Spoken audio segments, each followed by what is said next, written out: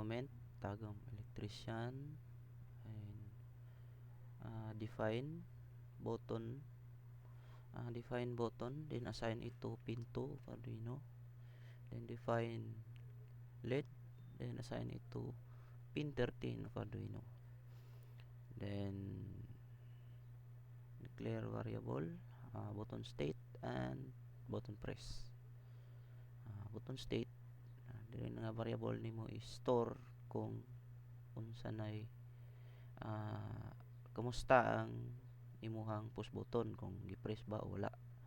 And button press diri na to ibutang nga variable para mabalaan sa Arduino kung ikapila na gipislit ang button sugod pag-on niya.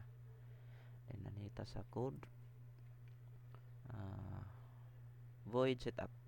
Permiro setup na to button press, ning button press ganina nga i-assign na to siya sa 0, so wala siya sa voltage. Then sa pin mode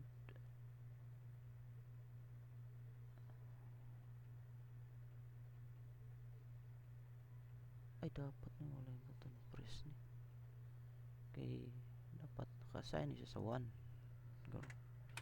kay input pull up man. Button press ay dili 0 day ay button state man dito, so 0. So button press 0 kay wala pa may nag-press sugod pag open, so 0 lang sa ang button press. Karon sa pin mode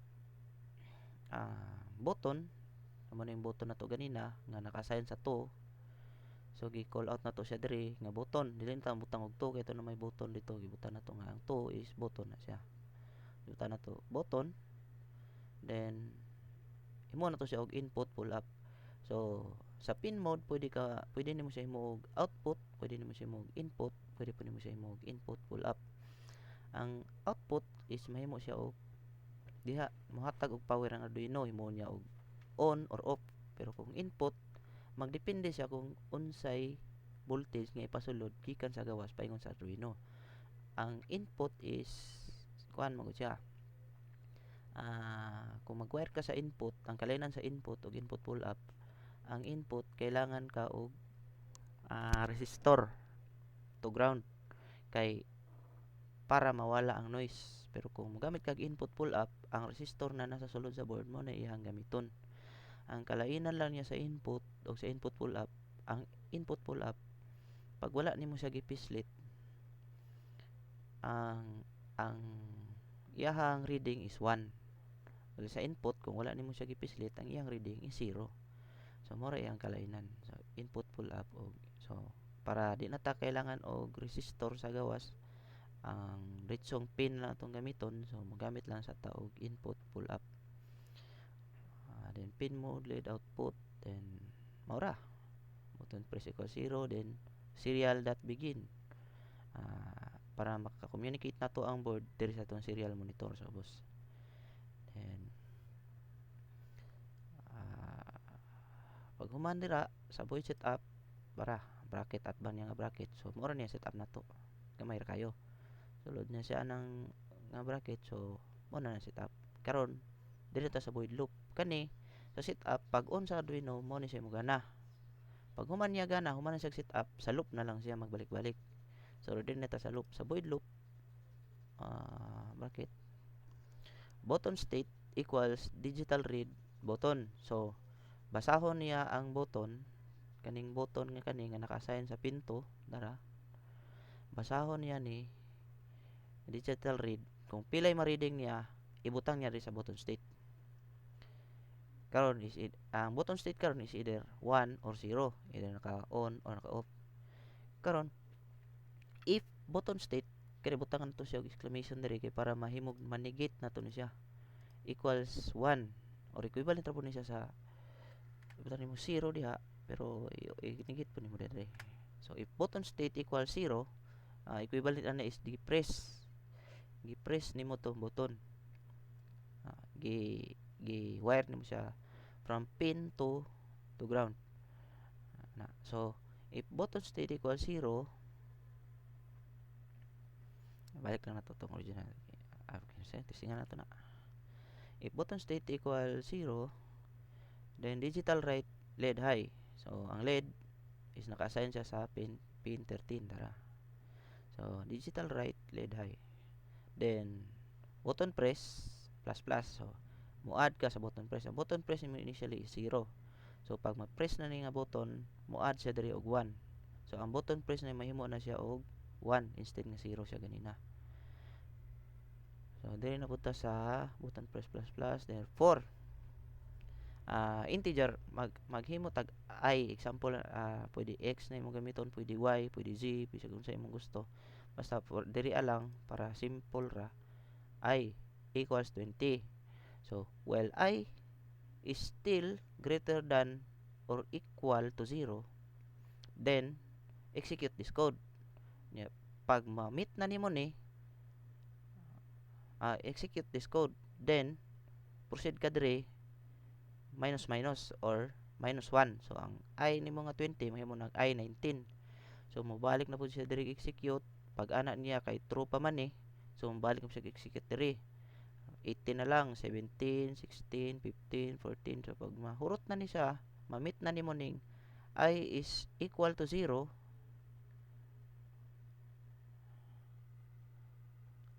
I is greater than, pag di na ni mo ma-meet, so, while I is still greater than or equal to 0, so, is still greater than or equal to 0, balik ka.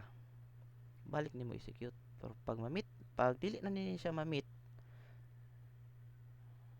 so, mo na to nga ma-break na ni nga code. So, dili na ni siya magana. So, mo-proceed na po siya diri sa serial print. Ay, print na niya total number of presses.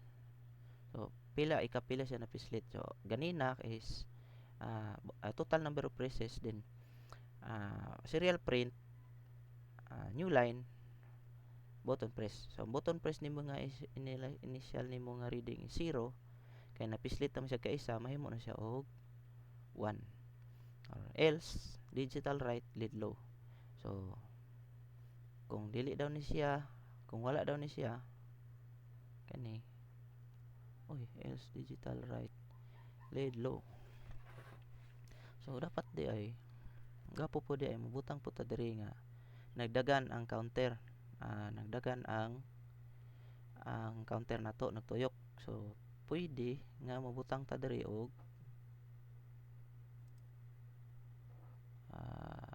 okay. For int ay dara. So, digital write LED high. So, gipasigan niya, then di-add ang button press, then nag-loop siya diri. Okay ra din. Okay na ni.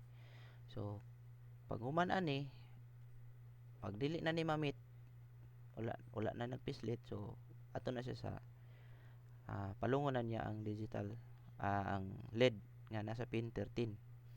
Then, delay every 100 milliseconds para mobalik na po siya ning loop mo read kay para ma-monitor niya ni kung naabay na pislit o wala. So, every 100 seconds mobalik sa loop na kung mahuman niya ni. So, sample i-upload na nato, i-compile sa nato kung tama itong code. Output tama man. So, the sketch uses kira 7% of program storage. Karon upload na to sa atong Arduino Uno karon nga nasa COM6. Try na to upload. Uploading, then done uploading. So, serial monitor. So, tanaw na to. Siya na to og press diri kung mugana ba. Press na to. Ayun. So, 19, 20, 18, 16, 15, 14. Hangtod mabot na siya og 0. 7, 6, 5, 4, 3, 2, 0. Then, total number of presses is 1. Kaya napislit naman siya kaisa. So, kung pislit na po ta another, countdown na po siya dapat. So, countdown siya. 20, 19, 18. Okay, 15, 14. Hangtod nga moabot siya sa 0. Then i-print niya kung pila na ang number of phrases. So total number of phrases is kaduha na siya napislit. So gikan pag open sa Arduino. So mo reset lang ni siya kung ma-off na pud ning Arduino board. Pero kung dili ni siya ma-off, matik magsige na siya magdungag na siya diha hangtod modaga na siya ang total number of phrases. Nya kani 12 kaning gikan sa 20 mao ni nga atong program kay na kaning samto dara for int di ba sa 20 tanang sugod, then serial print I.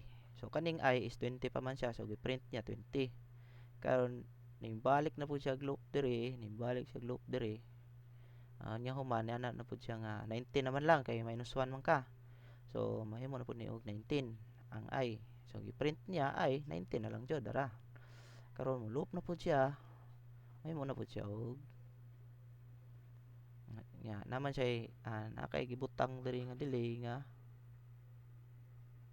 digital write led. Wala jud 100 right delay. Wala may delay. Wala digital write. Maura. Dara delay 1000. So every 1 second mo to siya na. Mo to 1 second, 1 second, 1 second. So 1000 milliseconds is 1 second. So print na siya ay delay na print ang tod na mura. So send ra. Pwede na ka maghimo ang program. Kuan ka na mga ingani.